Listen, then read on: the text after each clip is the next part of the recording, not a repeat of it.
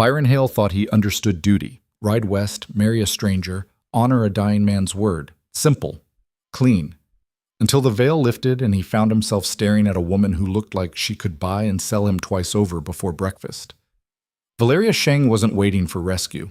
She wasn't even waiting for him. She was waiting to see if he'd run. At 52, with steel in her spine and an empire at her back, she'd orchestrated everything: the letter, the promise, the test. And Byron had just walked into a game where the rules were written in blood, land, and power he couldn't begin to fathom. If you're watching from somewhere in this world, drop your city in the comments below. I want to see how far this story travels. Hit that like button, and let's ride this one all the way to the end. The Wyoming wind cut through Byron Hale's coat like it had a personal grudge. He'd been riding for 3 days straight, and the cold had worked its way so deep into his bones, he'd forgotten what warm felt like. His horse, a gray gelding named Dust, picked his way through the half-frozen mud with the resignation of an animal who'd seen too many hard miles. Byron was 35, lean in the way men get when they work more than they eat, with hands that bore the permanent stain of leather and labor. His face was weathered, creased at the corners from squinting into too many sunrises, and his dark hair carried streaks of early gray that made him look older than his years. He wasn't a man people noticed. Never had been.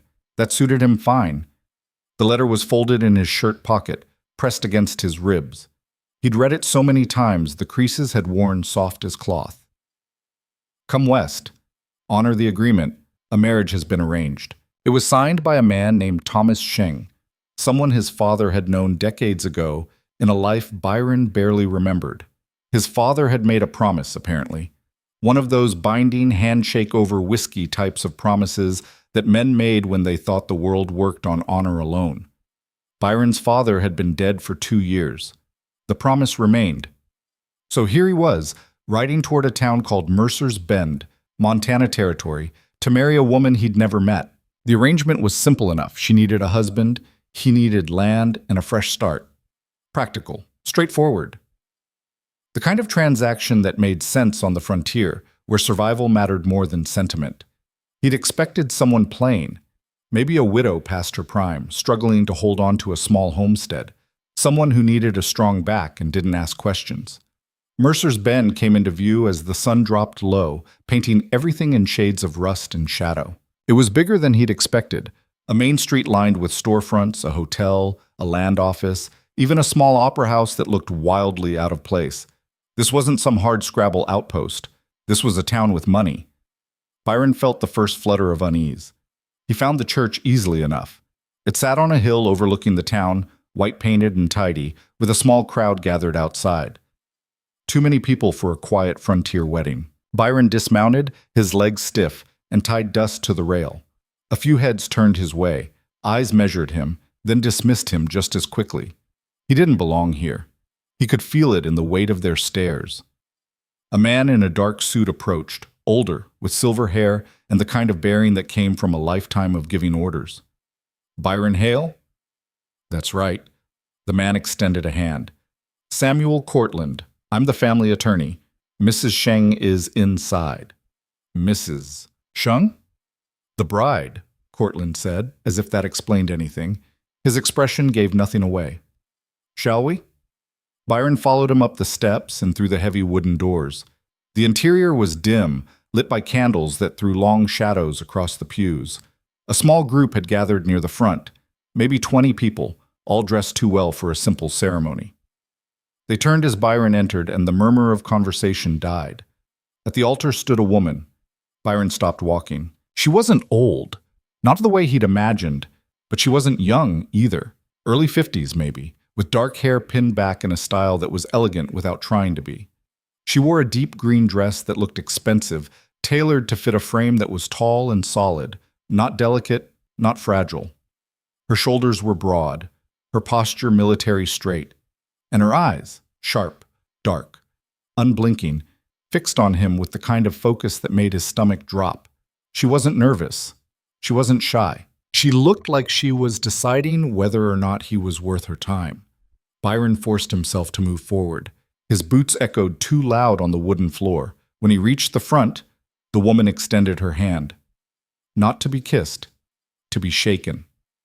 "Valeria Sheng," she said.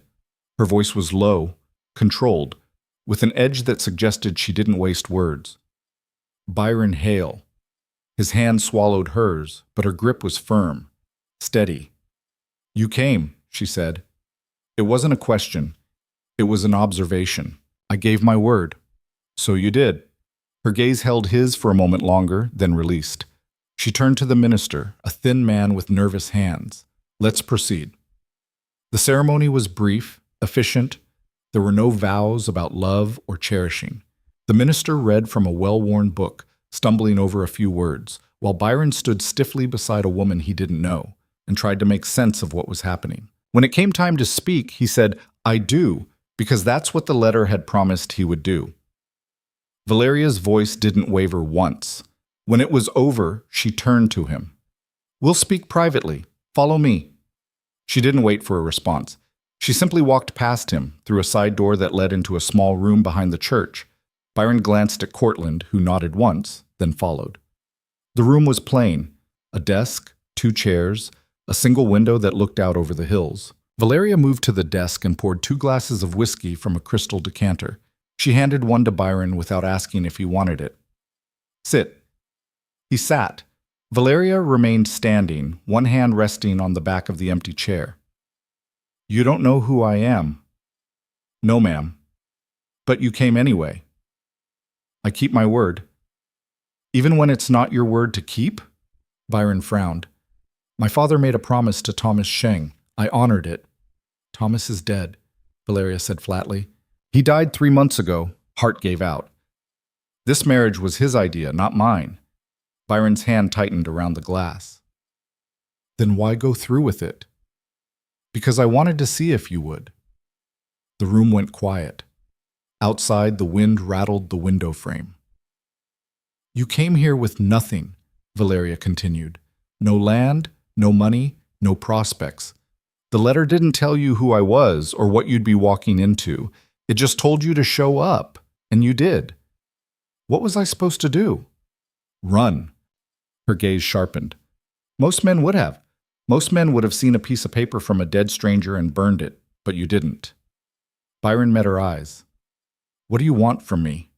Valeria took a slow sip of whiskey, then set the glass down. "I own land, a lot of it. Cattle, water rights, timber.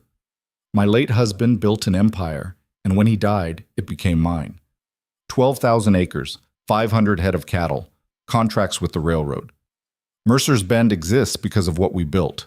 Byron felt the floor tilt under him. "I don't need a husband," Valeria said. "I need someone I can trust. Someone who won't try to take what's mine the moment my back is turned. Someone who understands the difference between duty and ambition." She leaned forward slightly. "You rode 3 days through winter cold to honor a dead man's promise. That tells me something. And what if I'm not what you're looking for? Then you'll leave. I'll pay you for your time, and we'll annul the marriage quietly. No harm done. And if I stay? Then you work. Hard. You learn the land, the business, the people. You prove you're more than just a name on a piece of paper." Her expression didn't soften. "This isn't a love story, Mr. Hale. This is a partnership. I don't have time for weakness, and I don't forgive betrayal. If you can't handle that, leave now." Byron set his glass down carefully. His mind was racing, trying to catch up to the reality he'd just stepped into.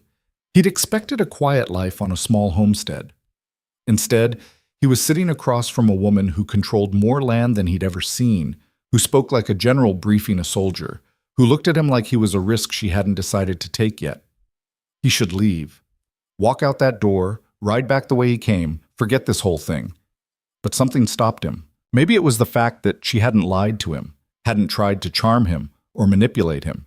She'd laid it all out, clean and cold, and asked him to choose. "I'll stay," Byron said. Valeria studied him for a long moment, then she nodded once. "Good. We leave at first light. The ranch is 2 hours north, pack light." She turned toward the door, then paused. "One more thing. The people out there," she gestured toward the church, "they'll talk. They'll say I married beneath me. They'll say you're a fortune hunter or a fool. Let them. What matters is the work. Understood? Understood. Then welcome to the Empire, Mr. Hale. She left the room without another word. Byron sat alone in the silence, staring at the whiskey he hadn't touched. Outside, the wind howled, and somewhere in the distance a dog barked. He thought about his father, about the promise that had brought him here, about the woman who'd just become his wife. He had no idea what he'd just agreed to, but he'd find out soon enough. The ranch house came into view just after noon the next day. Byron had been expecting something modest, maybe a two-room cabin with a barn and a corral. What he saw instead made him pull dust to a halt. The house was massive. 2 stories built from dark timber and stone, with a wide porch that wrapped around 3 sides. Smoke rose from 2 chimneys. Beyond it stretched barns, bunkhouses, corrals, storage sheds, an entire compound laid out with military precision. Cattle dotted the hills in every direction, and in the distance Byron could see men on horseback moving among them. Valeria rode past him without slowing. "Keep up!"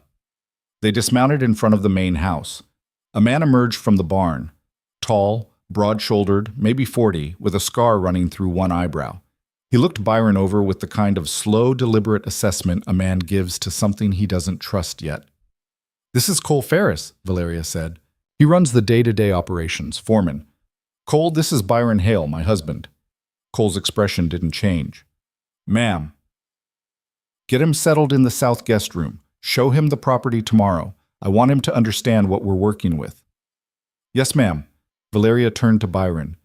"You'll eat with the hands tonight, 6 o'clock. Don't be late." Then she was gone, striding into the house like she owned it, which, Byron reminded himself, she did. Cole jerked his head toward the barn. "Come on, I'll show you where to put your horse." Byron followed, leading dust. The barn was immaculate, clean stalls, organized tack, fresh hay. Cole moved with the ease of a man who'd spent his life around animals. He gestured to an empty stall. "You got a name?" "Dust," Cole grunted. "Fitting." He leaned against the stall door, arms crossed. "So, you know what you walked into?" "Not entirely." Mrs. Shing owns everything you can see from here to the mountains. Maybe more. Her husband built it, but she's the one who kept it running after he died. Most folks thought she'd sell. She didn't. Fired half the crew, promoted the ones who could keep up, and ran the place harder than Thomas ever did. She seems capable. Cole's mouth twitched, almost a smile. That's one word for it. He straightened. "Look, I don't know what kind of arrangement you two got, and I don't care. What I care about is this ranch. If you're here to help, fine. If you're here to take, you won't last a week. Clear?" "Clear." "Good. Guest rooms through the back door, second on the left. Dinner's in the bunkhouse. Don't expect special treatment." Byron nodded. Cole walked away, boots crunching on gravel. Byron stood alone in the barn, the smell of hay and leather thick in the air.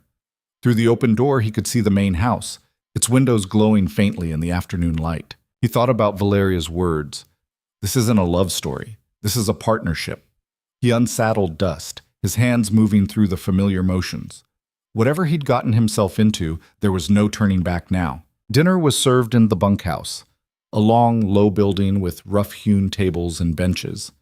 About 15 men filled the room, all weathered and hard-eyed, the kind of crew that didn't waste time on pleasantries. Byron took a seat near the end of one table, keeping his head down. The food was simple but plentiful: beef stew, cornbread, coffee strong enough to strip paint. The men ate in near silence, broken only by the occasional muttered request to pass the salt or refill a cup. Cole sat at the head of the table, his presence a quiet authority.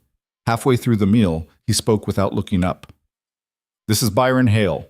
He'll be staying on. Treat him like anyone else." A few heads turned, eyes assessed. Then they went back to eating. One man, younger than the rest with a crooked nose, leaned forward. "You the one who married Mrs. Sheng?" Byron met his gaze. "I am." "Hell of a thing," the man said. Not mocking, just stating a fact. "Hell of a thing," Byron agreed. That seemed to satisfy him. The conversation drifted to other topics: a fence that needed mending, a steer that had gone lame, the weather turning colder. Byron listened more than he spoke, filing away names, learning the rhythm of the place. After the meal, he walked back to the main house. The guest room was plain but clean, a bed, a washstand, a single chair. Through the window, he could see the hills rolling away into darkness. He sat on the edge of the bed, his body aching from days of riding. Somewhere in the house, he could hear footsteps. Valeria, maybe. Or a housekeeper. He thought about the woman he'd married, about the empire she controlled, about the test she'd set for him without ever saying it out loud. Byron Hale had spent most of his life being invisible, unremarkable, a man who followed orders and kept his head down. But here, on this ranch, under Valeria Sheng's sharp gaze, invisibility wasn't going to be enough. He'd have to become something more. He just wasn't sure what that was yet. The days that followed settled into a rhythm.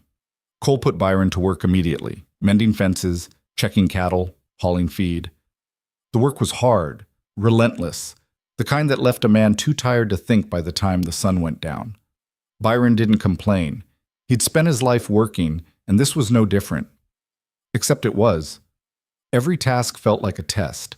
Every interaction with the crew, every decision he made, every moment Valeria's eyes landed on him, it all carried weight. He could feel them watching, waiting to see if he'd crack. He didn't. Valeria kept her distance. She appeared at meals sometimes, always dressed impeccably, always in control. She'd ask Cole about the day's work, review reports, make decisions with a speed that left no room for doubt. She rarely spoke to Byron directly, but he felt her presence constantly. One evening, about a week after his arrival, she found him in the barn. He was checking Dust's shoes, his hands black with dirt. "Walk with me," she said. It wasn't a request. They walked in silence toward the western pasture, where the land opened up into rolling hills.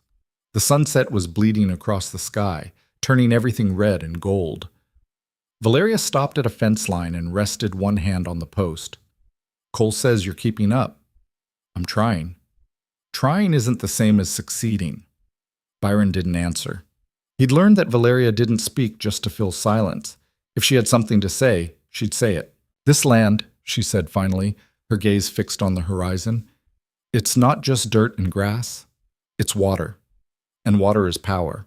My husband understood that. He bought up every acre with a stream, every parcel near a spring. When the railroad came through, he made sure we controlled the routes. When the town grew, he made sure we owned the land it sat on." She turned to face him. "Men have tried to take this from me. Lawyers, investors, neighbors who think a woman can't hold what a man built. They're wrong, but they keep trying." "Why are you telling me this?" "Because you need to understand what you're defending." "I'm not defending anything. I'm just—" "You're my husband," Valeria interrupted. "On paper, that makes you a target. People will assume you have influence. They'll try to use you, bribe you, manipulate you, and if they can't, they'll try to remove you." Byron's jaw tightened. "I'm not afraid of threats." "Good. Because they're coming." She stepped closer, her eyes locked on his. "I didn't marry you because I needed protection, Mr. Hale. I married you because I needed to know if you'd stand when it mattered. Don't disappoint me." She walked away, leaving Byron alone in the fading light. He stood there for a long time, watching the sky darken, feeling the weight of her words settle over him like a second skin. This wasn't just a marriage. It wasn't just a job. It was a war he hadn't known he'd signed up for. And the enemy was already on the move. The first sign came 2 weeks later. Byron was in town, picking up supplies with Cole. Mercer's Bend was busy, wagons rattling past, people moving between shops, the sound of hammers echoing from a construction site. Byron carried a crate of nails toward the wagon when a man stepped into his path. He was tall, well-dressed in a tailored suit that looked out of place on the frontier. His hair was slicked back, his smile sharp. "Byron Hale." Byron set the crate down. "Who's asking?" "Marcus Vane." He extended a hand. Byron didn't take it. Vane's smile didn't falter. "I'm an investor. Land development, mostly. I've been working with the territorial government on expansion projects." "Good for you." "I heard you married Valeria Sheng. Congratulations." Byron said nothing. Vane's smile thinned. "I'll be direct. I'm interested in acquiring certain parcels of land currently held by the Sheng estate. Water rights, specifically. I'm prepared to make a very generous offer." "Then talk to Mrs. Sheng." "I have. She's not interested in negotiating. I thought perhaps you might have more flexibility. Byron picked up the crate. I don't. Vane stepped closer, his voice dropping. You seem like a reasonable man, Mr. Hale, a practical man. Your wife is holding on to assets that could be liquidated for a significant profit. Assets that, frankly, she doesn't need. I'm offering a fair deal. All I need is someone with influence to help her see reason. She doesn't need help seeing anything. Everyone needs help sometimes. Vane's eyes hardened. Even empires fall, Mr. Hale. It's just a matter of time. Byron met his gaze, his voice low and even. You done? Vane studied him for a moment, then stepped back. For now. But I'll be in touch. He walked away, disappearing into the crowd. Cole appeared at Byron's side, his expression dark.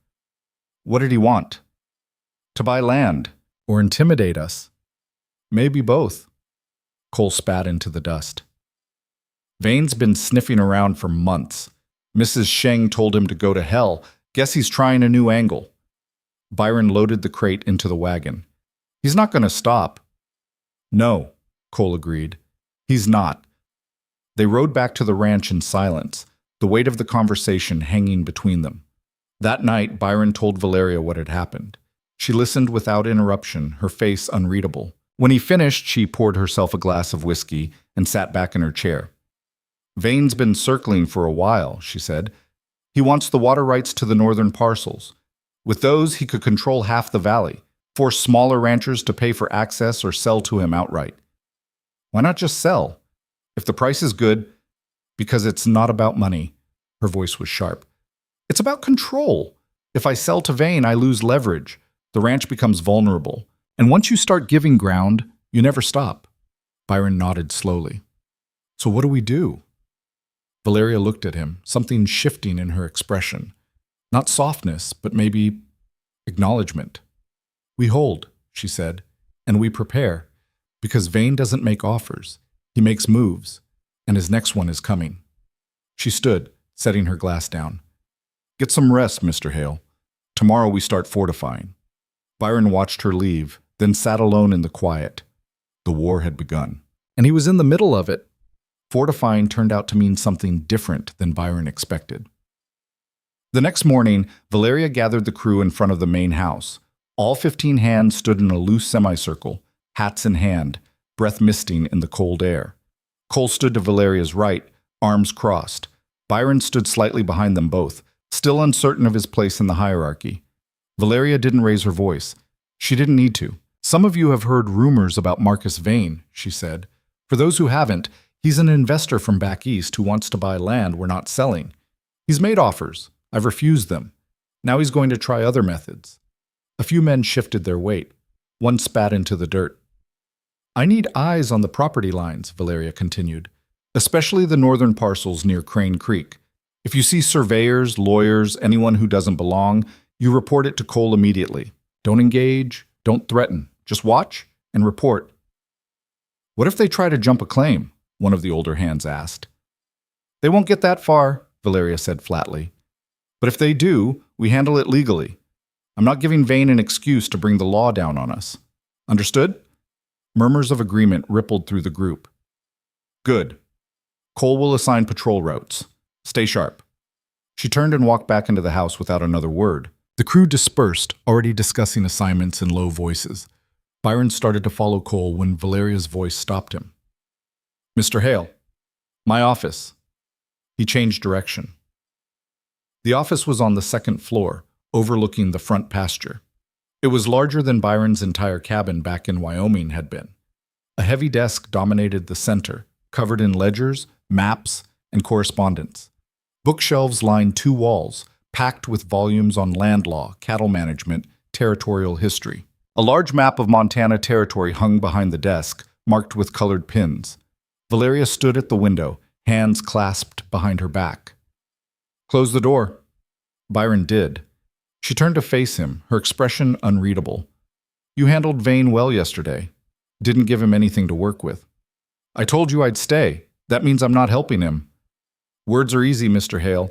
Actions matter. She moved to the desk and unrolled a map, weighing down the corners with books.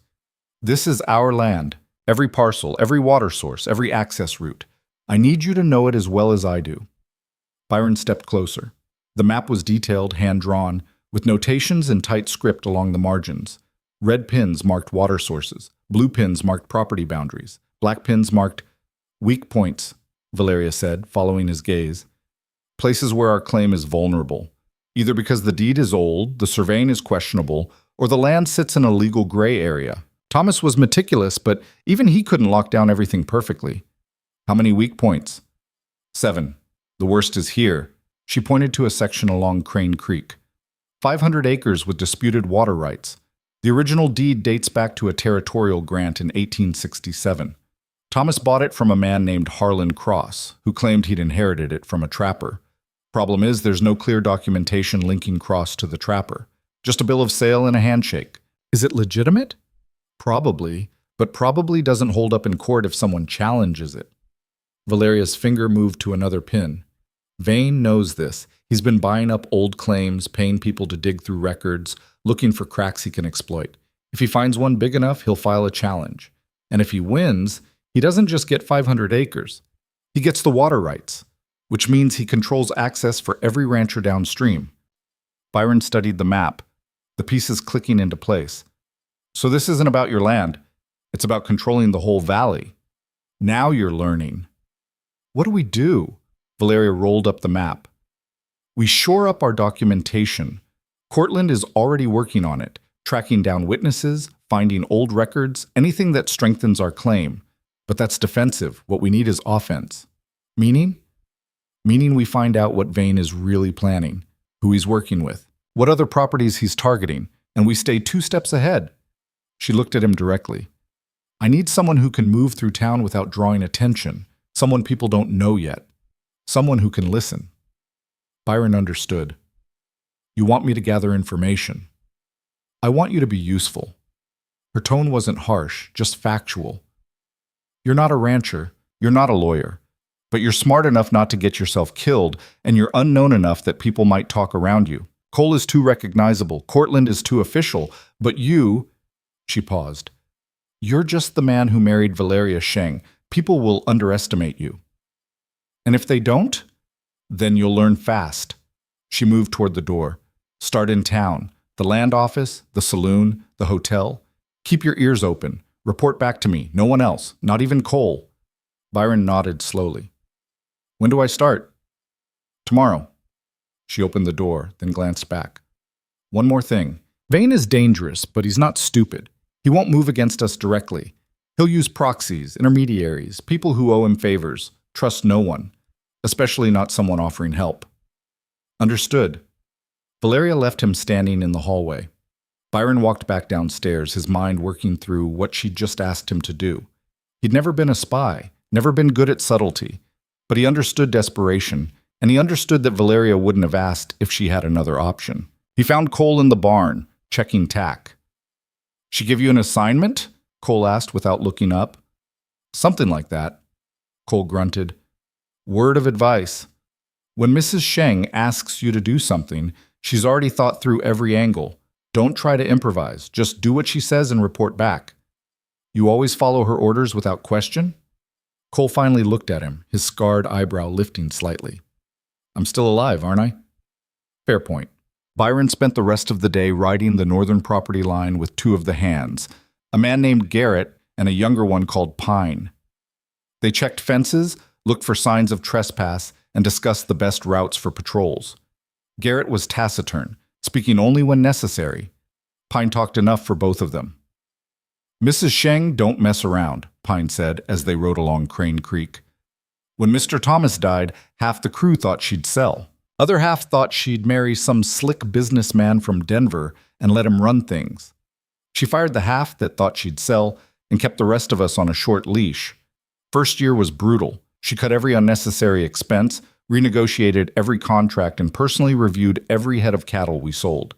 Lost some good men who couldn't handle taking orders from a woman. You stayed, Byron observed. Damn right I did. She pays fair, treats us decent, and doesn't tolerate laziness. That's more than most ranchers can say. Pine squinted at the horizon. Plus, she's got steel in her. You can see it. She ain't gonna fold just because someone waves money at her. Garrett spoke up. Vane don't understand that. He thinks everyone's got a price. Mrs. Sheng's got a price, Pine said. It's just higher than Vane can pay. Byron filed that away. The crew respected Valeria. More than that, they believed in her. That kind of loyalty couldn't be bought. It had to be earned. They returned to the ranch as the sun dropped below the mountains. Byron unsaddled Dust, fed him, then headed to the bunkhouse for dinner. The meal was quiet, the men tired from a long day. Byron ate quickly and excused himself, heading back to the main house. He found Valeria in the dining room reviewing a stack of papers by lamplight. She didn't look up when he entered. How was the northern line? Secure, no signs of trespass. Good. She made a notation on one of the documents.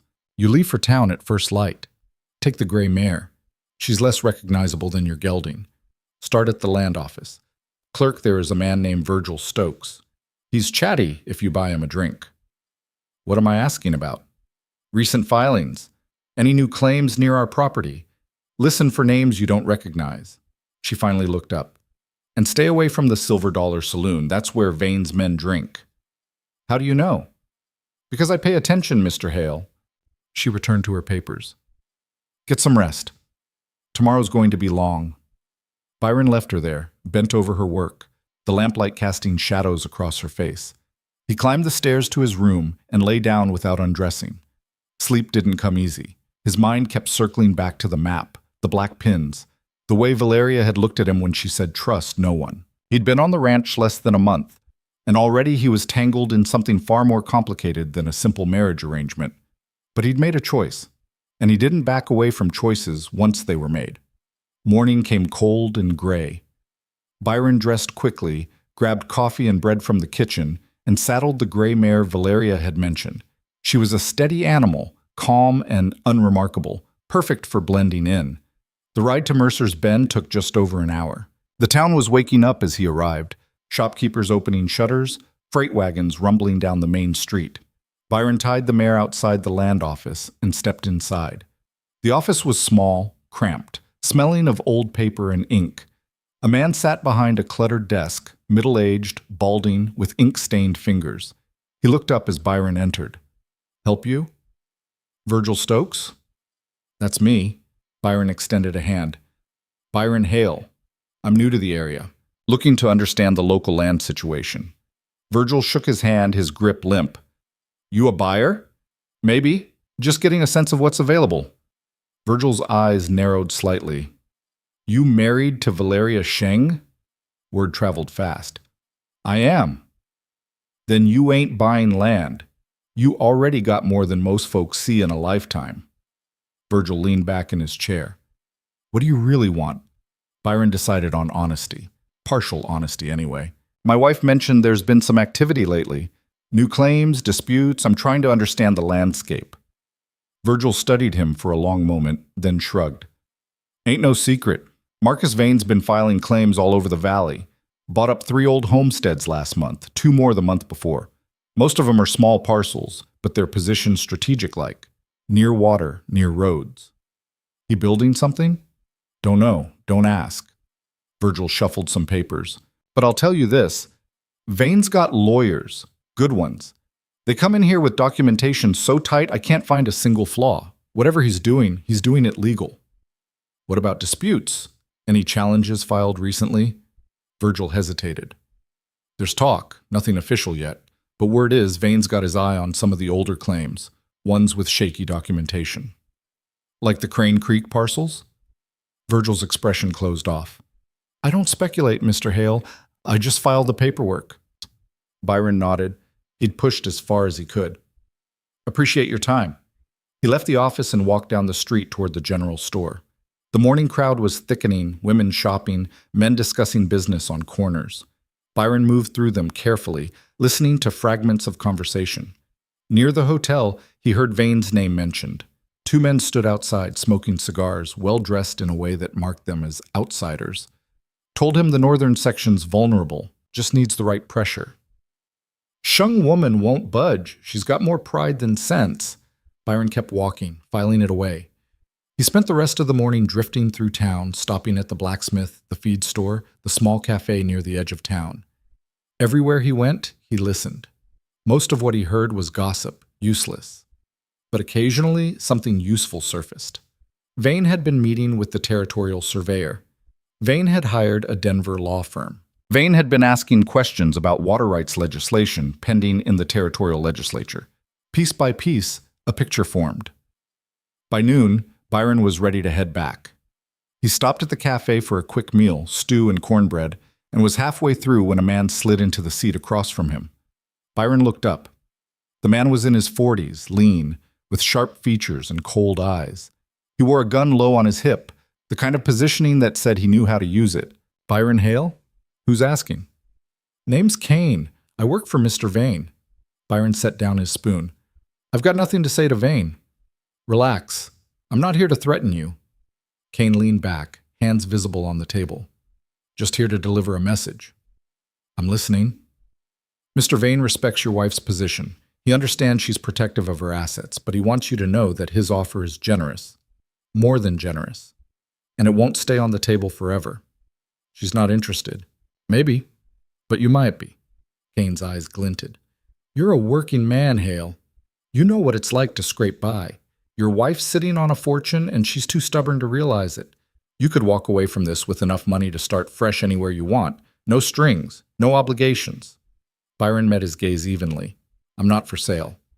Everyone's for sale, it's just a matter of price. Then Vane can't afford me. Kane's smile didn't reach his eyes. Shame. I was hoping you'd be smarter than that. He stood, adjusting his gun belt. When things get difficult, and they will, remember this conversation. Doors still open. He walked out, leaving Byron alone with his half-eaten meal. Byron sat there for a moment, his appetite gone. Then he paid his bill and headed for the mare. The ride back to the ranch felt longer.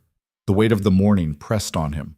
All the fragments of conversation, the veiled threats, the careful maneuvering. This wasn't just business. It was a siege, slow and methodical, designed to wear them down until they broke. He found Valeria in her office, exactly where he'd left her the night before. She looked up as he entered, her eyes sharp. Well? Byron closed the door and told her everything. The land office. The conversations he'd overheard. Kane's visit. He left nothing out. When he finished, Valeria sat back in her chair, her fingers steepled. Kane is Vane's enforcer, not muscle. He's too smart for that. But he handles the dirty work. Bribery, intimidation, whatever Vane needs. He offered me money. Of course he did. That's step 1. Step 2 is threatening your family. Step 3, she paused. Step 3 is making the threat real. Byron's jaw tightened. I don't have family. You have me now. Valeria stood, moving to the window. Vane's moving faster than I expected. The surveyor, the lawyers, the legislation.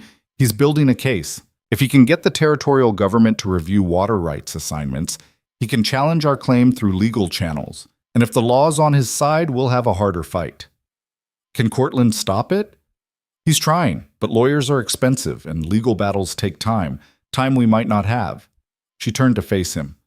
I need you to go back to town tomorrow. Different approach this time. What kind of approach? Find out who Vane's paying off. Someone in the land office, maybe. Or the surveyor's office. Whoever's feeding him information. People talk when they're drunk or broke or angry. Find the cracks. Byron nodded. And if I find them? Report back. We'll decide how to use it. She dismissed him with a wave, already turning back to her papers. Byron left the office and headed downstairs, his mind churning. He was walking a dangerous line, gathering information that could get him killed if Vane found out. But Valeria was counting on him, and for reasons he didn't fully understand yet, that mattered. The days blurred together. Byron made 3 more trips to town over the next 2 weeks, each time digging a little deeper. He befriended a clerk at the surveyor's office, bought drinks for a lawyer's assistant, listened to the complaints of men who worked for Vane and hated it. Slowly, the picture sharpened. Vane was paying the territorial surveyor to delay reviews of existing claims while pushing through his own. He'd bribed a clerk in the land office to misfile documents, creating confusion around property boundaries. And he was funding a lobbying effort in the territorial legislature to rewrite water rights laws in his favor. It was brilliant, in a ruthless kind of way. Legal on the surface, corrupt underneath. Byron reported everything to Valeria. She listened, made notes, asked sharp questions.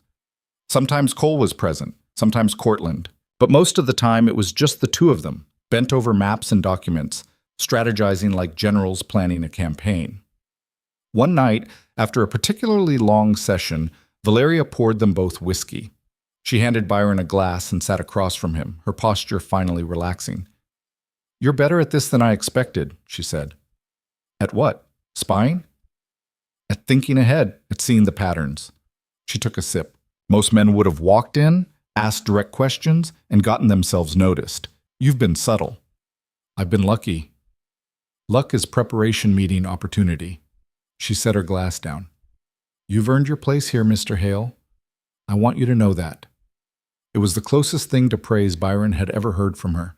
He didn't know how to respond, so he just nodded. Valeria stood, moving toward the door. Then she paused, her hand on the frame.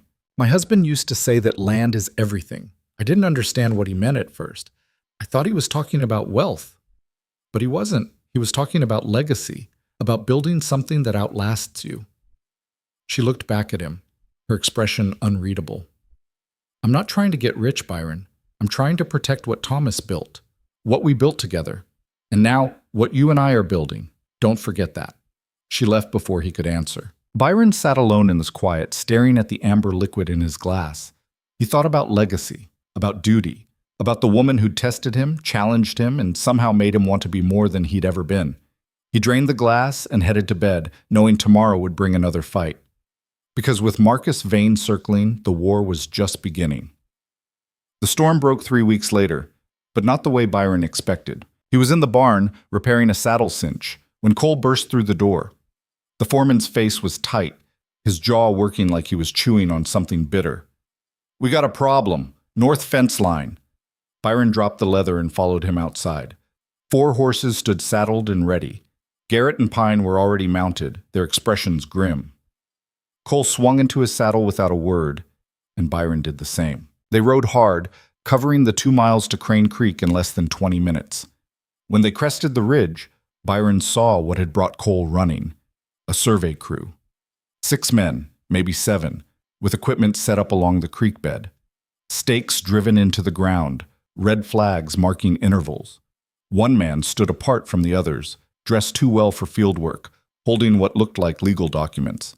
Cole pulled up short, his hand resting on his rifle. Stay calm. Let me handle this. They rode down the slope in a tight group. The survey crew looked up, hands drifting toward tools that could double as weapons. The well-dressed man stepped forward, his expression carefully neutral. Gentlemen, can I help you? Cole dismounted. You're on private land, Sheng property. You need to pack up and leave. I'm afraid there's been a misunderstanding. The man pulled a folded document from his coat. My name is William Breslin. I represent the Montana Territorial Survey Commission. We're conducting a routine verification of property boundaries in this district. Perfectly legal. Let me see that. Breslin handed over the document. Cole read it slowly, his face darkening with each line. When he finished, he looked up. This says you're authorized to survey disputed claims. This land isn't disputed. Actually, it is, as of 4 days ago. Breslin produced another paper. A formal challenge was filed with the Territorial Land Office, questioning the validity of the original deed transfer from Harlan Cross to Thomas Sheng. Until the matter is resolved, this parcel is considered contested territory, subject to official survey. Byron felt his stomach drop. This was it, the move Valeria had been waiting for. Cole's voice went flat. Who filed the challenge? I'm not at liberty to say, but the challenge is legitimate and we're authorized to be here. If you interfere with official territorial business, you'll be in violation of... I know the law. Cole handed back the papers. How long? 3 days, maybe 4. We need to establish accurate boundaries and water flow measurements. Breslin's tone softened slightly. Look, I'm just doing my job. I don't have a stake in who owns what, but the law says we survey, so we survey. Cole stared at him for a long moment, then turned to Byron. Ride back. Tell Mrs. Sheng, now. Byron didn't argue. He wheeled his horse and pushed hard for the ranch, the gray mare stretching into a gallop. The wind cut at his face, but he barely felt it. His mind was racing ahead, already seeing Valeria's reaction, already knowing what this meant. Vane had made his move, and it was bigger than any of them had anticipated. Byron found Valeria in the stables, inspecting a mare's hoof. She looked up as he dismounted, her eyes reading his expression instantly. What happened? Survey crew, North Fence, Crane Creek. They filed a challenge 4 days ago. Valeria straightened slowly. Who filed it? Breslin wouldn't say, but we both know. Vane. She said the name like a curse. Get Cortland. Tell him to meet me in my office in 1 hour. Then find Cole and bring him back. Byron hesitated. What are you going to do? Fight. She turned and walked toward the house, her spine rigid. What else is there? An hour later, they gathered in Valeria's office. Cole stood by the window, still dusty from the ride. Cortland sat across from Valeria's desk, his silver hair catching the lamplight. Byron leaned against the wall, arms crossed, watching. Valeria spread the survey documents on her desk. Cortland read them carefully, his face revealing nothing. It's legitimate, he said finally. The challenge was filed properly. They followed procedure.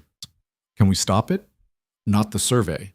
That's territorial authority, but we can contest the challenge itself. Cortland pulled out a leather notebook, flipping through pages. The original deed transfer, cross to Shung, was recorded in 1871. I've been trying to track down witnesses, but most of them are dead or gone.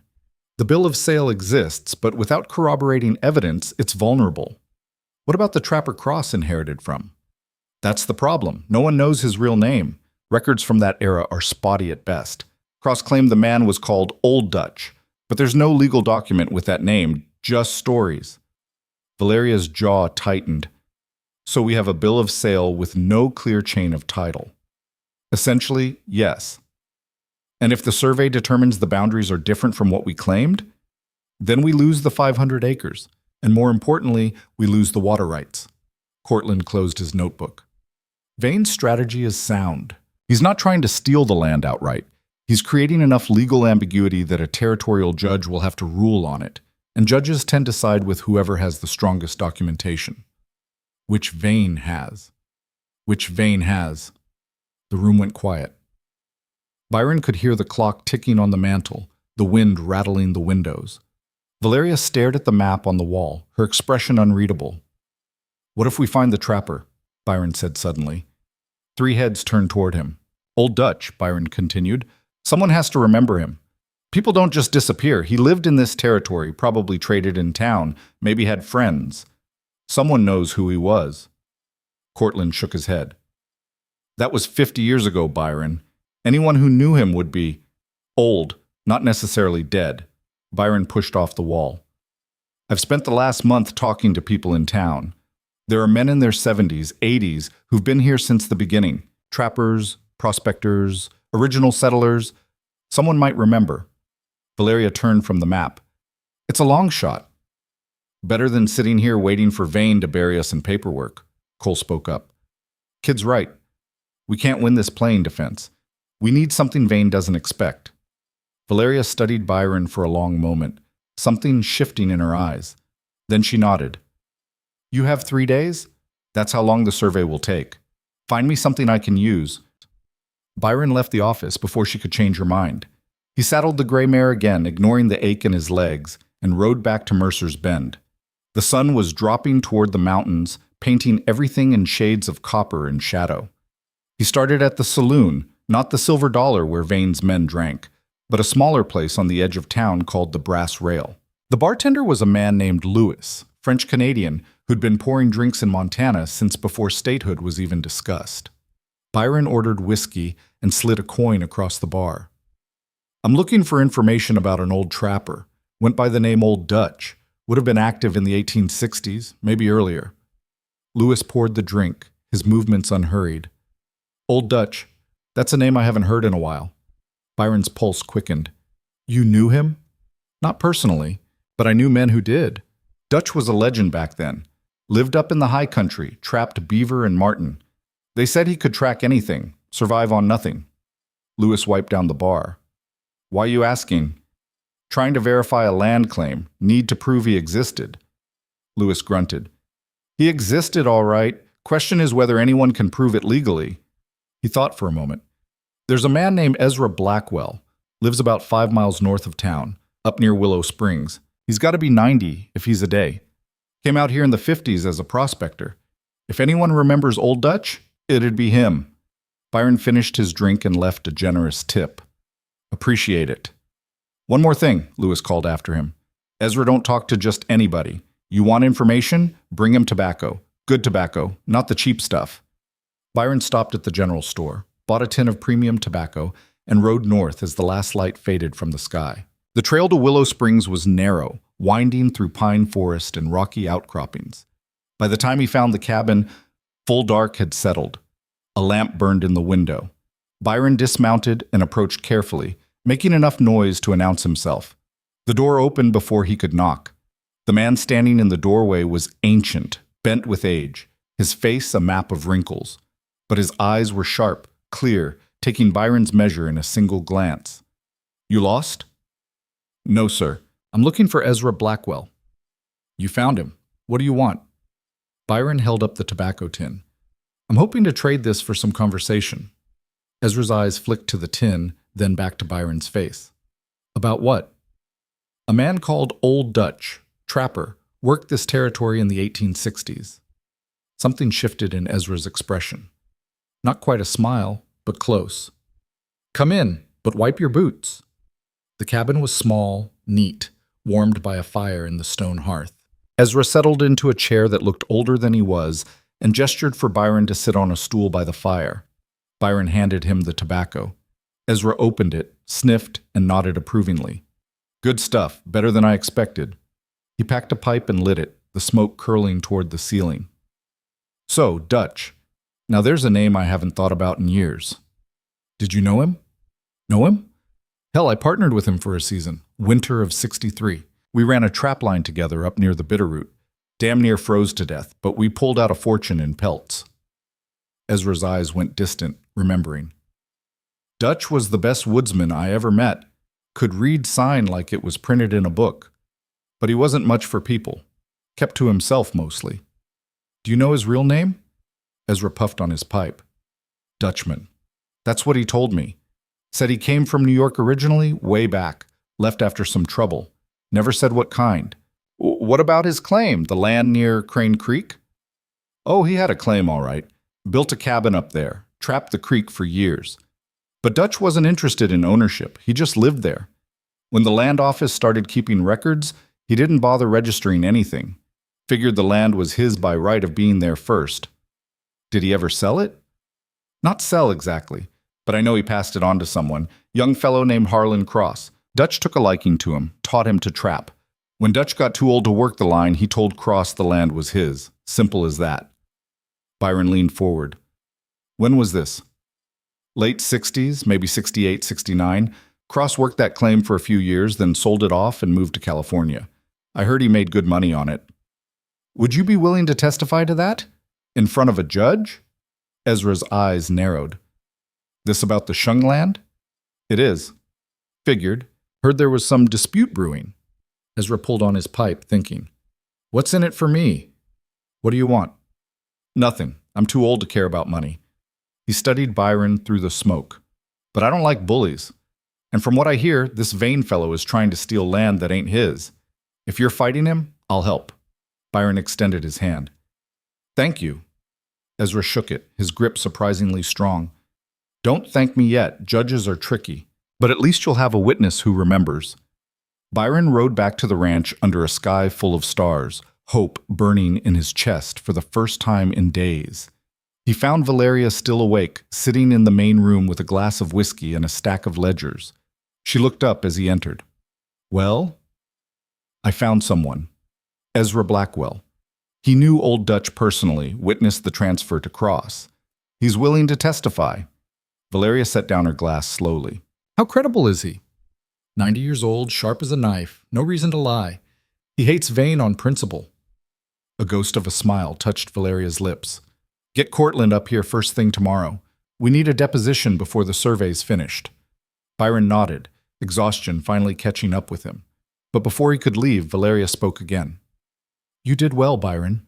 He turned back. She was looking at him differently now, not with the cool assessment he'd grown used to, but with something closer to respect. "We're not out of this yet," she continued, "but you've given us a fighting chance. That matters." Byron felt something shift between them, some invisible wall cracking just slightly. "I meant what I said. I'm not going anywhere." "I know." She picked up her glass again. "That's why I'm trusting you with this." He left her there and climbed the stairs to his room, his body aching but his mind clear. The war was still raging, but for the first time they had ammunition. The next morning, Cortland rode to Willow Springs with Byron and took Ezra's deposition. The old man told his story clearly, without embellishment, his memory sharp on dates and details. Cortland filled page after page with notes, asking precise questions, building a case. When they finished, Cortland looked satisfied. "This is good. Credible witness, first-hand knowledge, no financial stake. It won't guarantee a win, but it strengthens our position considerably." "What happens now?" Byron asked. "Now we file a counterchallenge. Present Ezra's testimony to the Territorial Land Office. Force them to consider our evidence before they rule on Vane's claim." Cortland gathered his papers. "The survey crew will finish their work regardless. But if we can show clear chain of title, their findings become secondary." They rode back to the ranch in silence, each lost in thought. When they arrived, Cole was waiting in the yard, his expression dark.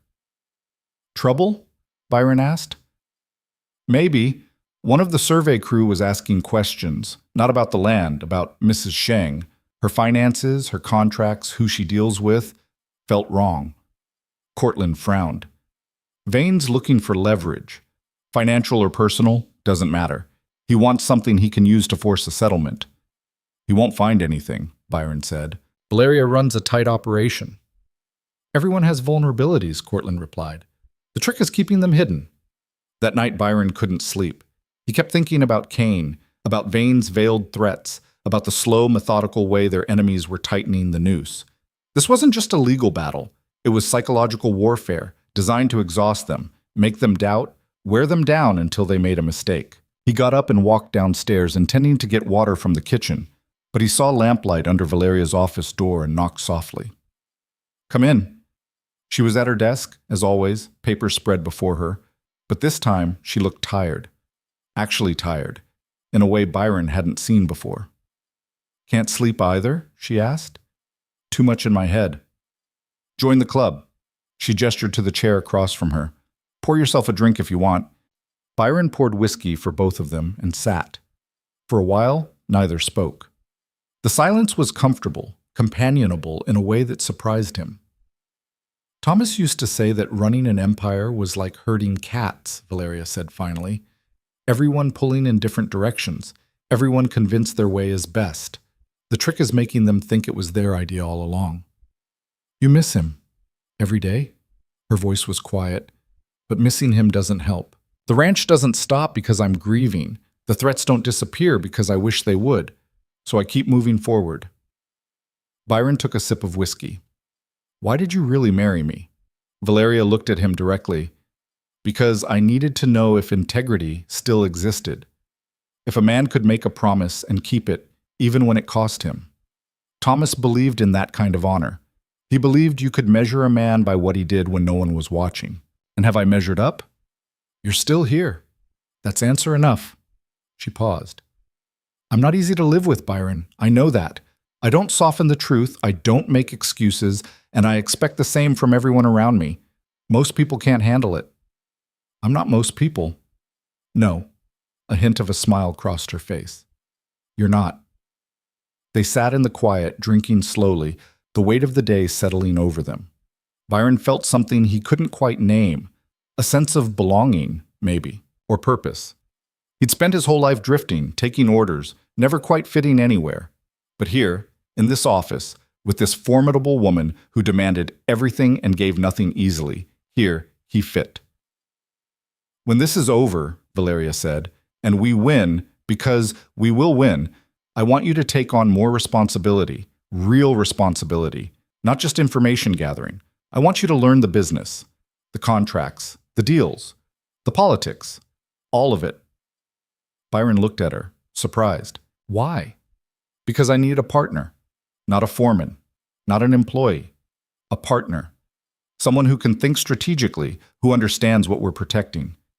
She met his eyes. Thomas and I built this together. I don't want to run it alone anymore. The offer hung in the air between them, heavy with implication. This wasn't just about the ranch. It was about trust, about sharing power, about something Byron hadn't expected when he rode west to honor a dying promise. "I'm in," he said simply. Valeria nodded once. "Good. Then let's finish this fight." 2 days later, the survey crew packed up their equipment and left. Cortland filed the counter-challenge with supporting testimony from Ezra Blackwell. The Territorial Land Office scheduled a hearing for 3 weeks out, and Marcus Vane finally showed his face. He arrived at the ranch unannounced, riding in with 2 men Byron recognized from town. One was Kane, the other was a lawyer, judging by his clothes. Cole met them at the gate, but Valeria overrode him. "Let them in. I want to hear what he has to say." They gathered in the main room. Valeria, Byron, Cole, Cortland on one side, Vane, his lawyer, and Kane on the other. Vane was younger than Byron expected, maybe 45, with slicked hair and expensive clothes that looked absurd against the rough timber walls. "Mrs. Sheng," Vane said, his voice smooth. "Thank you for seeing me. I didn't have much choice. You forced the meeting." Valeria's tone was ice. "Say what you came to say." Vane smiled, unbothered by her hostility. "I'll be direct. The survey confirms what I suspected. Your claim to the Crane Creek parcel is questionable at best. The hearing will likely go my way, but I'm not here to gloat. I'm here to offer a compromise. I'm listening. Sell me the disputed land, fair market value, plus 20%. In exchange, I'll drop the challenge and leave the rest of your holdings alone. And the water rights? Negotiable. We can work out a shared access agreement." Valeria laughed. Actually laughed, sharp and bitter. "You think I'm stupid? The moment I sell you that land, you control the water. Every rancher downstream becomes dependent on you. Within 2 years, you'll own half the valley. That's business. That's theft." Valeria stood, her presence filling the room. "You can dress it up in legal language, file all the paperwork you want, but we both know what this is. You're trying to steal land my husband spent 30 years building, and I will fight you every step of the way." Vane's smile faded. "You're making a mistake." "I've made plenty. This isn't one of them." She moved toward the door, opening it. "Get off my property." Vane stood slowly, his eyes cold. "The hearing is in 3 weeks. When you lose, and you will lose, don't come begging for this deal. It won't be on the table. Then I guess we'll see each other in court." Vane left, Kane and the lawyer following. Valeria stood in the doorway until they were out of sight, then closed it with a quiet click. Byron had never respected anyone more in his life. The silence after Vane left was heavier than any words could have been. Valeria stood at the window, her back to the room, shoulders set like she was bracing against a physical weight. Cortland gathered his papers methodically, his face unreadable. Cole checked his rifle, more out of habit than necessity. Byron stayed where he was, watching Valeria, waiting. Finally she turned. "Cortland, what are our real chances?" The lawyer didn't sugarcoat it. 50-50, maybe less. Ezra's testimony helps, but Vane's lawyers are good. They'll argue that an old man's memory isn't reliable, that verbal transfers don't constitute legal ownership, that the lack of documentation speaks for itself. He paused. The territorial judge hearing this case is Albert Kinsmore. He's known for being fair, but he's also conservative. He follows the letter of the law. If Vane's documentation is cleaner than ours, Kinsmore will rule in his favor. "Then we need cleaner documentation," Valeria said. "There isn't any. We've exhausted every record, every witness. What we have is what we have." Byron spoke up. "What if we prove Vane's documentation is fraudulent?" 3 heads turned toward him. "I'm listening," Valeria said. Byron moved to the table, thinking it through as he spoke. "Vane's whole strategy depends on creating legal ambiguity around our claim. But what if his own claim isn't as clean as it looks? The survey, the challenges, the timing, it's all too perfect, too coordinated. Someone's feeding him information, someone's manipulating records. If we can prove that, we discredit his entire case." Cortland frowned. "That's a serious accusation. We'd need evidence." "Then we find it." Byron looked at Valeria. "You said Vane's paying off people. The surveyor, the land office clerk. Those are trails. If we follow them far enough, we'll find something. 3 weeks isn't much time, Cole said. It's what we've got. Valeria studied Byron for a long moment, something calculating in her eyes. Then she nodded. Do it. But be careful. If Vane realizes we're digging into his operation, he'll bury the evidence and come after us harder. I'll need help, Byron said. Someone who knows the legal side, who can recognize what's worth pursuing. Cortland straightened. I can do that. But we'll need to be discreet. If word gets back to Vane, then we don't give him word. Valeria's voice was steel. Byron, you work the ground level. Talk to people. Find the weak links. Cortland, you work the official channels. Cross-reference filings, look for inconsistencies. Cole, keep the ranch secure. I don't want any surprises while we're focused elsewhere. Cole nodded. What about you? I'm going to pay a visit to some old friends, people who owe Thomas favors. It's time to call them in.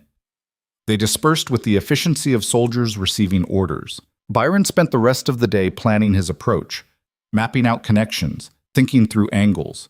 By evening, he had a list of targets, people in Vane's orbit who might talk if pushed the right way.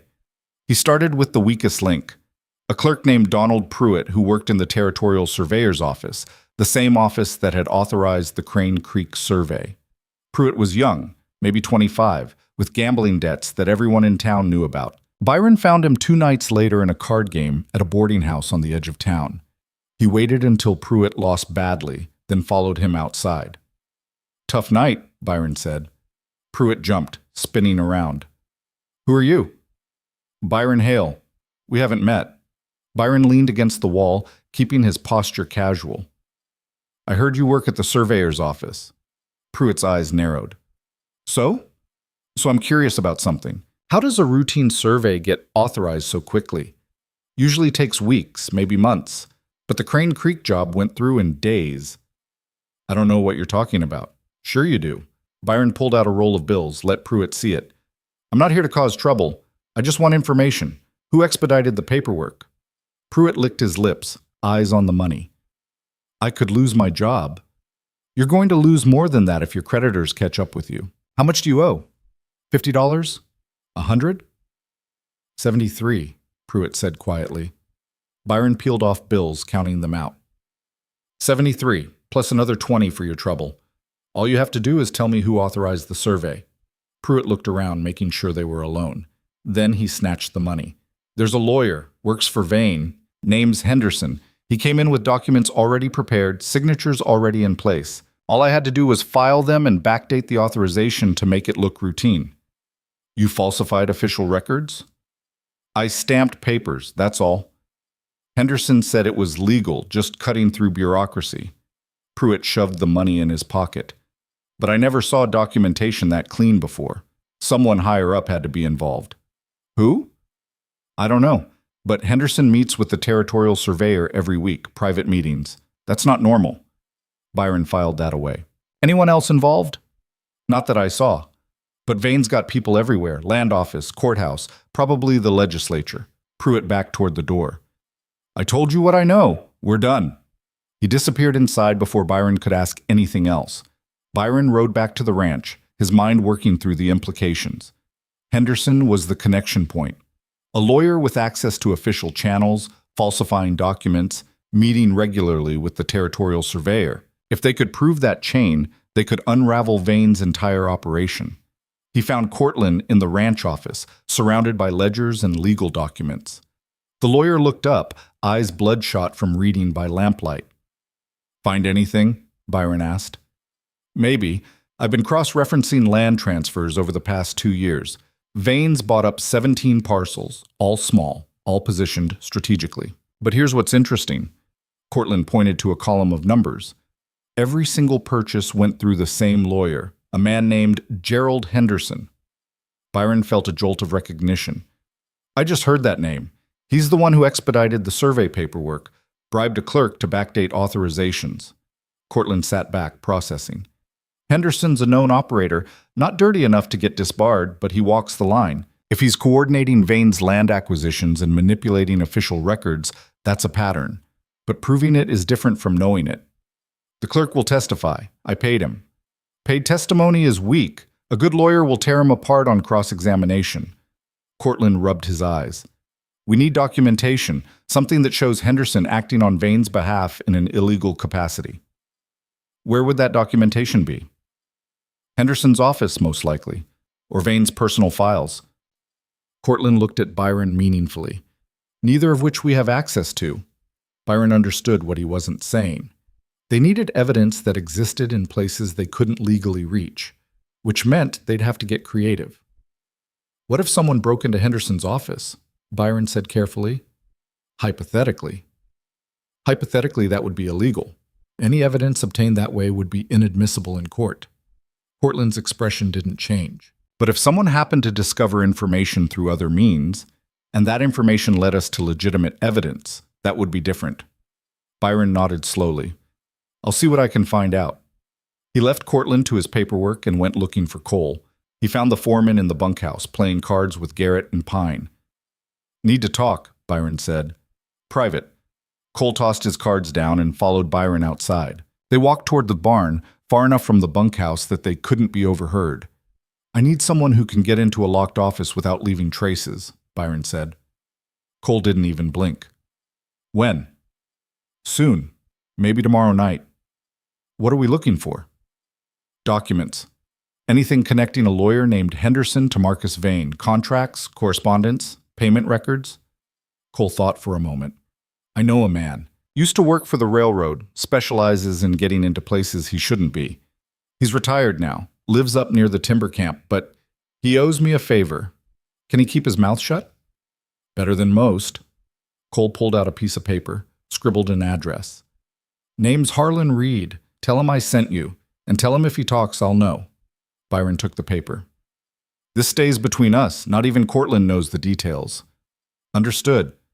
Cole headed back toward the bunkhouse, then paused. You're getting good at this. At what? Playing the game. You came here looking like a lost lamb. Now you're talking about breaking into offices and bribing clerks. Cole's expression was unreadable. Just make sure you remember who you're doing it for.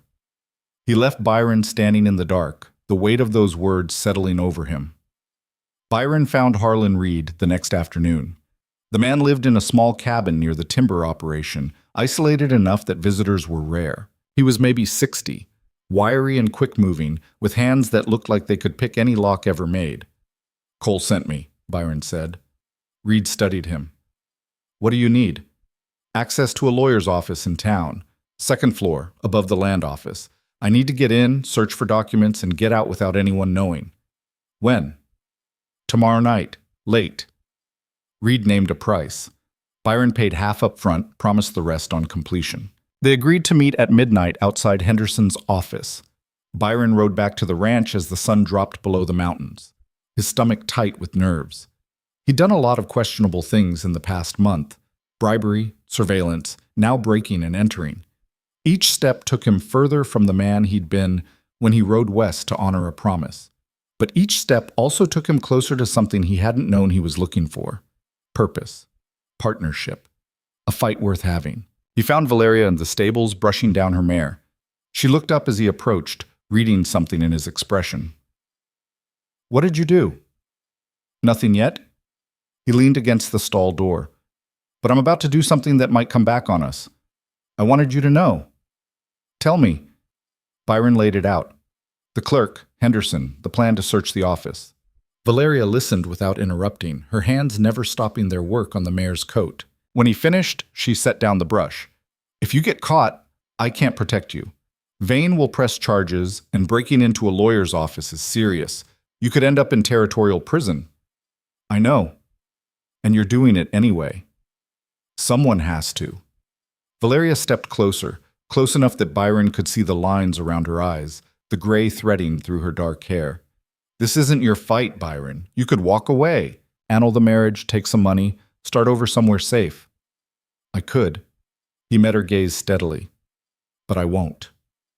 Something shifted in her expression, some wall she'd kept firmly in place finally cracking. Why? Because you asked me to measure up, and I'm not done proving I can. For a moment, neither of them moved. The air between them felt charged, heavy with things unsaid. Then Valeria reached out and gripped his shoulder, firm and solid. Be careful. I've already lost one partner. I don't want to lose another. She left him standing in the stable, her words echoing in his head.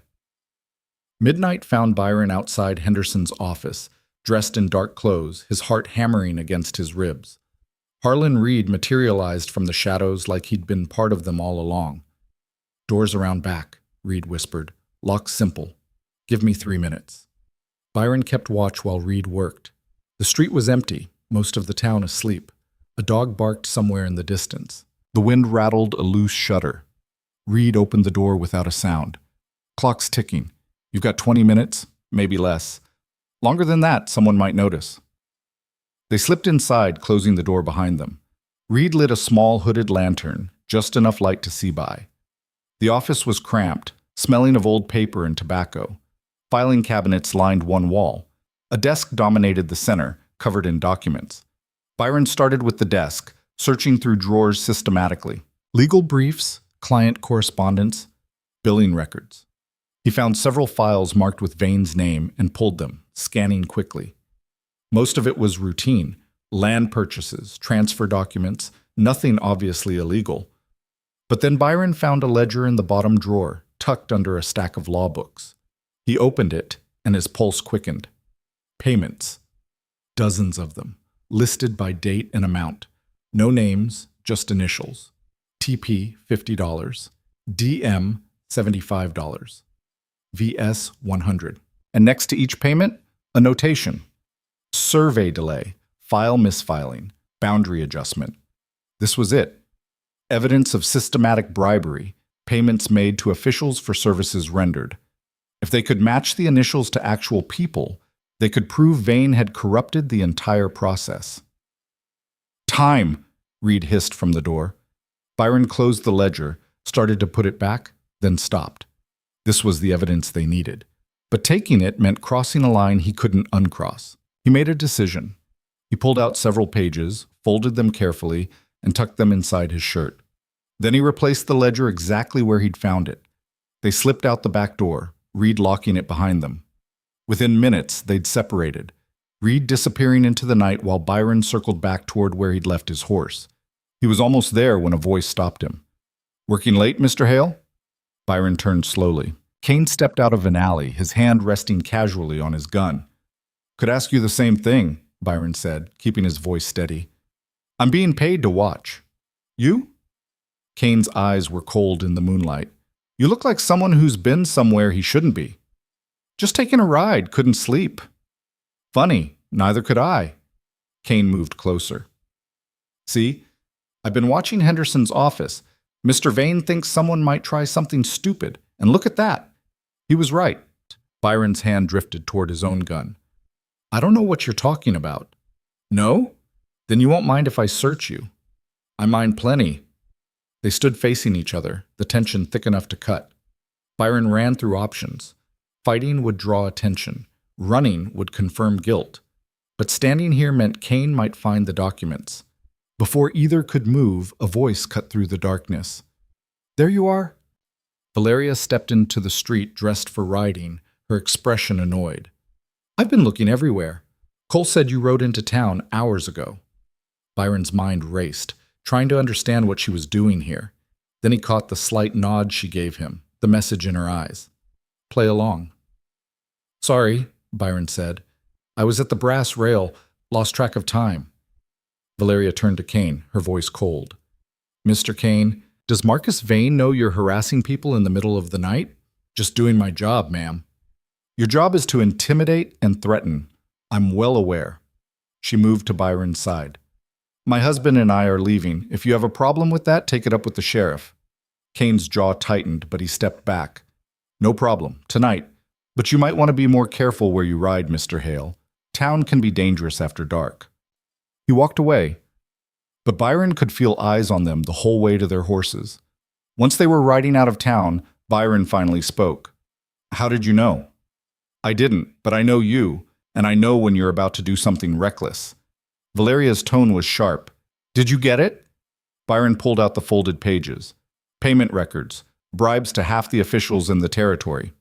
Valeria took them, scanning quickly by moonlight. Then she smiled, fierce and cold.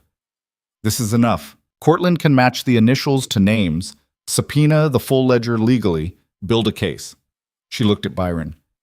You just handed us the ammunition we needed. Kane knows something happened. Let him. He can't prove anything, and by the time Vane realizes what we have, it'll be too late. She urged her horse faster. We need to move quickly. 3 days until the hearing. Cortland needs to file motions, bring witnesses, lay the groundwork. They rode hard for the ranch, the documents pressed between them like a weapon finally drawn. The next 2 days blurred together. Cortland worked around the clock, matching initials to names, cross-referencing payments with official actions. TP turned out to be Thomas Pruitt, the clerk Byron had already bribed. DM was Daniel Morrison, the territorial surveyor. VS was Vincent Sharp, a land office administrator. Each name added another link in the chain connecting Vane to systematic corruption. Cortland filed emergency motions with the territorial court, requesting postponement of the hearing and investigation into Henderson's conduct. He subpoenaed the full ledger from Henderson's office, citing the partial records as evidence of criminal activity. Vane's lawyers fought back hard, arguing that the evidence was illegally obtained, that the motions were baseless harassment, that the hearing should proceed as scheduled. Judge Kinsmore listened to both sides, his face giving nothing away. Then he made his ruling. Motion to postpone is denied. However, given the serious nature of the allegations, I'm ordering an independent review of all documentation related to the Crane Creek claim. Both parties will submit their evidence for examination by a neutral third party appointed by this court. Hearing will proceed in 3 days as scheduled. Any irregularities discovered during the review will be addressed at that time. It wasn't everything they wanted, but it was enough. The neutral reviewer would see the payment records, would investigate the connections.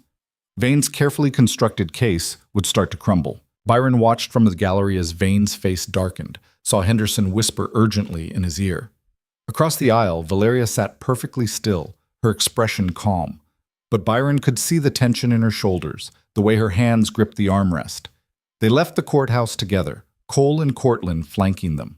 Outside, the spring air was cool, carrying the scent of pine and distant rain. We're not out of this yet, Cortland warned.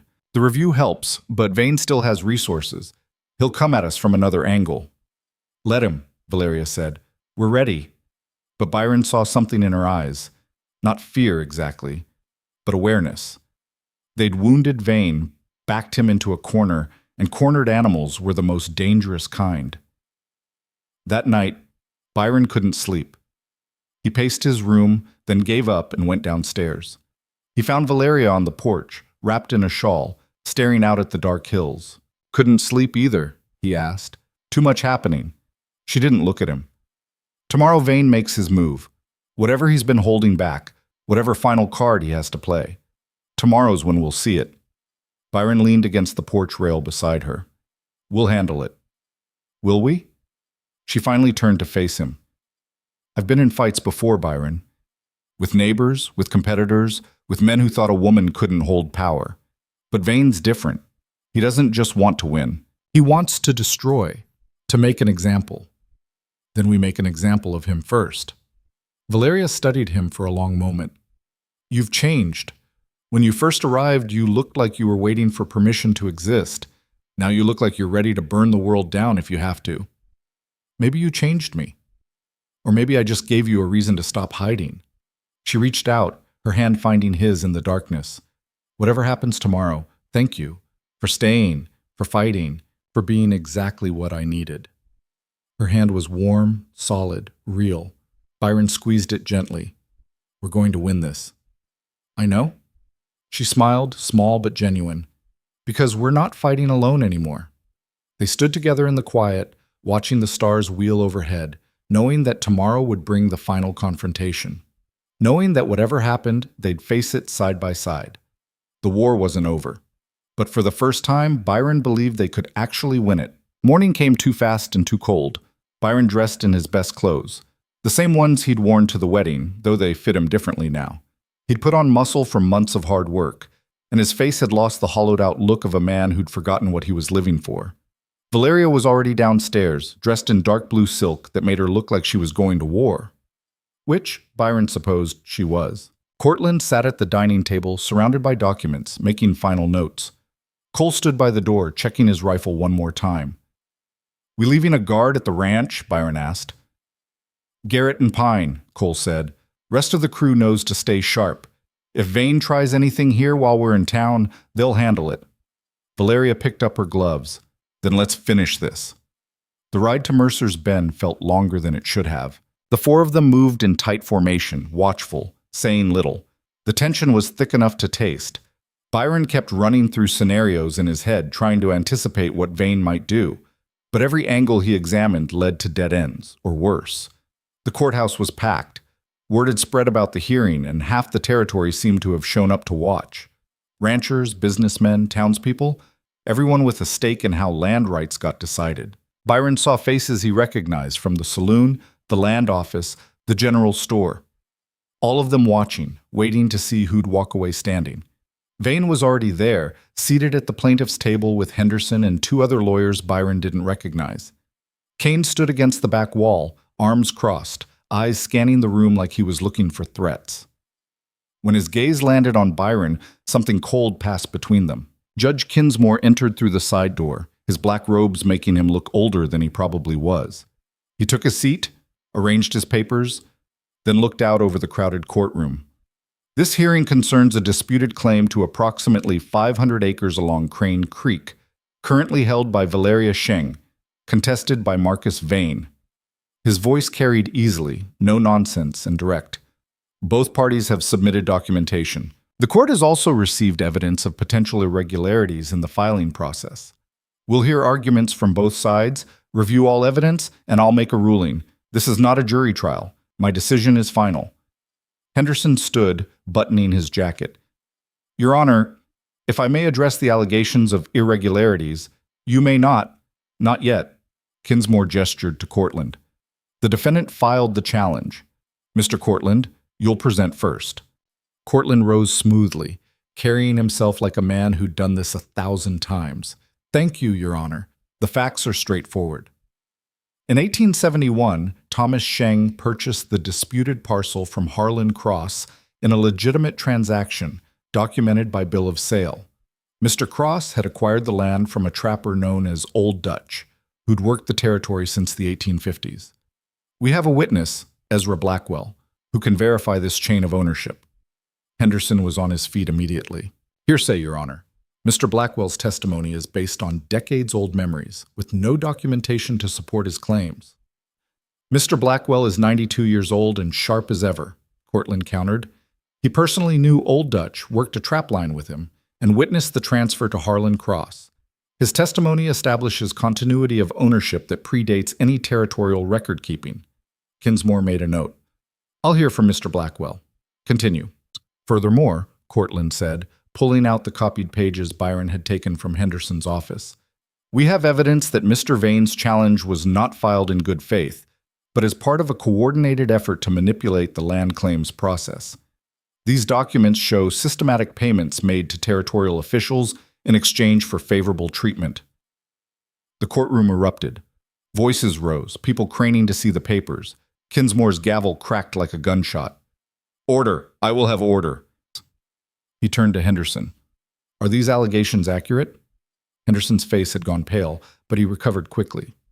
"Your Honor, I have no knowledge of any payments.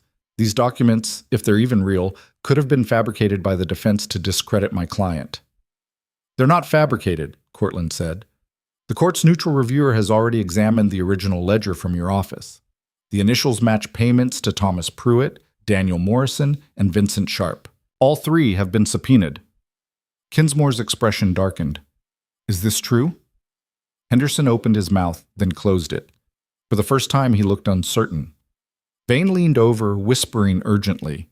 Henderson nodded, then stood straighter. "Your Honor, even if payments were made, and I'm not conceding they were, that doesn't invalidate Mr. Vane's legitimate claim to the disputed land. The ownership chain is still broken.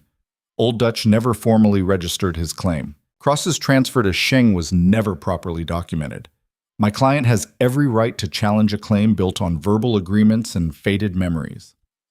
It was a good argument. Byron could see it landing with the judge.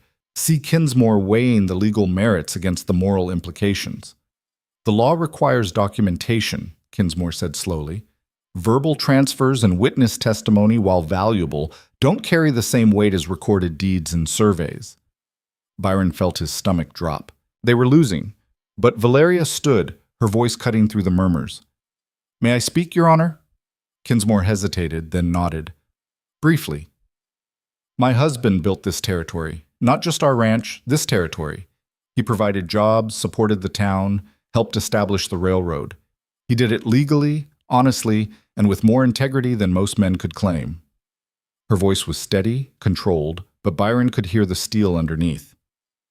"Marcus Vane isn't interested in legitimate claims. He's interested in control.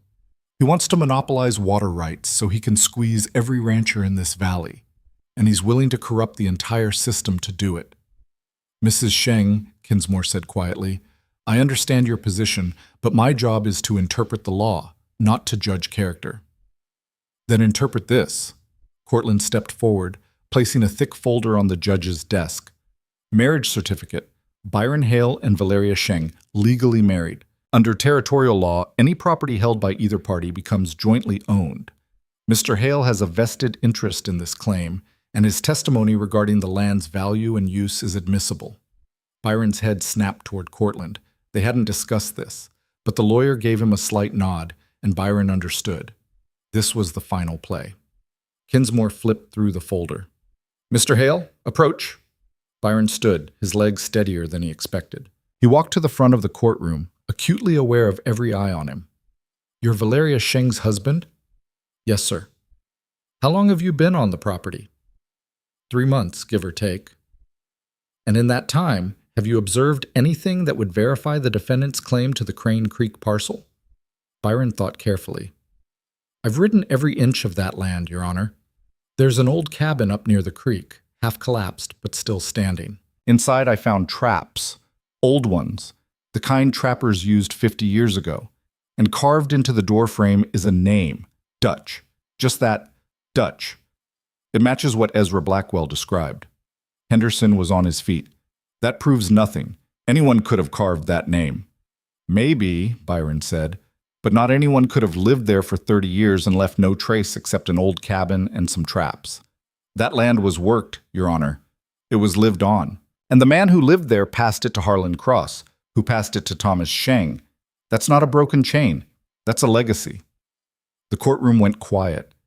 Kinsmore stared at Byron for a long moment, then turned to Henderson. "Do you have evidence that disputes this claim?"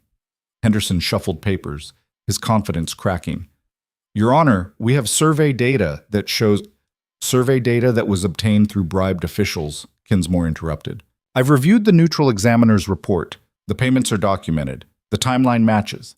And unless you can prove that the Crane Creek claim is fraudulent, not just poorly documented, but actually fraudulent, I'm inclined to rule in favor of the defendant." Vane stood abruptly. "Your Honor, I'd like to make a statement." Kinsmore's eyes narrowed. "Mr. Vane, you're not a lawyer." "No, sir, but I'm a businessman, and I know when to cut my losses." Vane's voice was smooth, but Byron could see the rage simmering underneath. "I'm prepared to withdraw my challenge. In exchange, I'd like to negotiate a settlement regarding water access rights." Valeria's voice was ice. "No settlement." "Mrs. Sheng, no settlement." She stood facing Vane directly. "You tried to steal my land through corruption and manipulation. You bribed officials, falsified records, and intimidated witnesses. And now you want to negotiate? You can go to hell." The courtroom gasped. Even Kinsmore looked startled. But Valeria wasn't finished. "Your Honor, I'm requesting that the court not only dismiss Mr. Vane's challenge, but also recommend a full investigation into his business practices. The evidence Mr. Cortland presented is just the beginning. If you dig deeper, you'll find a pattern of fraud stretching across multiple territories." Vane's face went dark. "You're making a mistake." "No," Valeria said quietly. "You made the mistake. You thought I'd fold. You thought a woman couldn't fight back.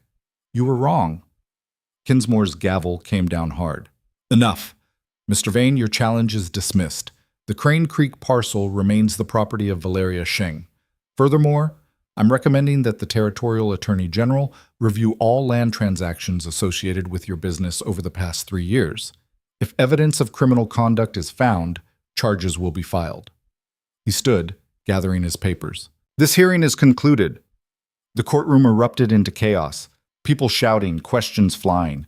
Byron saw Vane storm toward the exit, Henderson scrambling to follow. Kane lingered for a moment, his eyes locking with Byron's across the crowded room. Then he turned and left. Valeria stood perfectly still, her face calm, but Byron saw her hands trembling slightly. Cortland was already fielding questions from reporters and curious townspeople. Cole pushed through the crowd, clearing a path. "We need to leave," Cole said. "Now, before anyone gets ideas." They made it outside into the bright afternoon sun. The street was packed with people spilling out of the courthouse, everyone talking at once. Byron stayed close to Valeria, one hand on his gun, watching for threats. A carriage waited at the end of the street. Cortland had arranged it earlier. They climbed in quickly, Cole taking the driver's seat. As soon as they were moving, Valeria leaned back against the cushions, her eyes closed. "We won," she said quietly. "We did," Cortland confirmed. "And more than that, we've damaged Vane's reputation badly enough that his other deals will come under scrutiny. He'll be fighting legal battles for years." "Good." Valeria opened her eyes, looking at Byron. "You did well in there. The cabin, the traps, that was smart thinking." "I just told the truth." "The truth doesn't always win, but today it did." She reached over, squeezing his hand briefly. "Thank you." The ride back to the ranch was quieter than the ride in. Everyone was exhausted, running on adrenaline and relief. When they finally pulled up to the main house, Garrett and Pine were waiting with the rest of the crew. "We heard," Garrett said, grinning. "Word travels fast. Whole town's talking about how you shut Vane down." Cole dismounted, tossing the reins to Pine. "Celebrate later. Right now I want double patrols for the next week. Vane lost, but that doesn't mean he won't try something stupid out of spite." The crew dispersed, already moving into defensive positions. Cortland excused himself to write up formal documentation of the ruling. Valeria headed inside and Byron followed. She went straight to the office, poured 2 glasses of whiskey, and handed one to Byron. They drank in silence, the enormity of what had just happened settling over them. "I didn't think we'd actually win," Valeria admitted. "Not really. I thought we'd fight hard, maybe force a compromise. But this," she set down her glass, "this is complete victory. You earned it. We earned it." She turned to face him fully. "I couldn't have done this without you, Byron. The information you gathered, the risks you took, you turned the tide." Byron shook his head. "You were already fighting before I got here. I just helped." "You did more than help. You became my partner, in every sense of the word." She paused, choosing her words carefully. "When I married you, it was a calculation, a test. I needed to know if you'd stay when things got hard. And you did. More than that, you thrived." Byron didn't know what to say to that, so he just waited. "I'm not good at this," Valeria continued. "Emotional conversations, vulnerability. Thomas used to say I had a wall around my heart, made of barbed wire and bad experiences." She smiled faintly. "But you've been chipping away at it, not by trying to tear it down, but by just being steady, reliable, real." "Valeria, let me finish." She took a breath. "I want this to be a real marriage, not just a partnership on paper, but something genuine. I want to trust you completely. I want to share this empire with you, not just because I need help running it, but because I want to build something together, the way Thomas and I did." Byron's chest tightened. "I want that too." "Good." She stepped closer, her hand finding his. "Then let's start now. No more tests, no more calculations. Just us, figuring it out together." Byron pulled her close, and for the first time since he'd arrived, Valeria let herself lean into him. They stood there in the quiet office, holding each other, 2 strong-willed people who'd found something neither had been looking for: trust, partnership, maybe even love, though neither of them said the word. It was enough. The weeks that followed brought changes, subtle but significant. Valeria started teaching Byron the business side of the ranch: contracts, negotiations, financial planning. She introduced him to suppliers, railroad executives, political contacts. Slowly, he became more than just her husband. He became her equal. The territorial attorney general launched a full investigation into Vane's operations. 3 of his land deals were overturned. Henderson lost his law license. The territorial surveyor resigned in disgrace. Vane himself left Montana, rumors placing him in California or Colorado, still trying to rebuild his shattered empire. Ezra Blackwell died peacefully in his sleep 2 months after the hearing. Valeria and Byron attended his funeral, along with half the territory. The old man had become a legend in his final days, the witness who brought down a corrupt land grabber. Cole was promoted to ranch manager with a share of the profits and a seat at the strategy table. The crew grew by 5 men, all carefully vetted, all loyal to Valeria's vision. And Byron found himself standing on the porch one evening, 6 months after the hearing, looking out over land that was now truly his, not because he'd inherited it or bought it, but because he'd fought for it, earned it. Valeria joined him, slipping her hand into his. "What are you thinking about?" she asked. "How I got here. The promise that brought me west. The test you put me through." He looked at her. "I came here expecting a simple arrangement, a transaction. Instead, I found something I didn't know I was missing." "What's that?" "Home." Valeria smiled, real and warm. "Took you long enough to figure that out."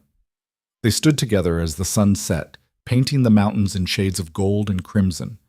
The ranch stretched out before them, vast and thriving. Cattle moved through the pastures. Smoke rose from the bunkhouse. Somewhere Cole was probably checking fences one more time before dark. "You know what Thomas used to say?" Valeria said quietly. "He said the best partnerships are the ones you don't plan for, the ones that surprise you." Was he right?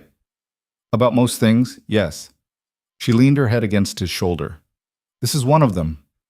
Byron wrapped his arm around her, holding her close. He thought about the man he'd been when he rode into Mercer's Bend, uncertain, adrift, looking for purpose in a promise made by a dead man. He thought about the tests, the fights, the moments when he could have walked away. And he thought about the woman beside him who'd demanded everything and given just as much in return. "I'm glad I stayed," he said. "So am I."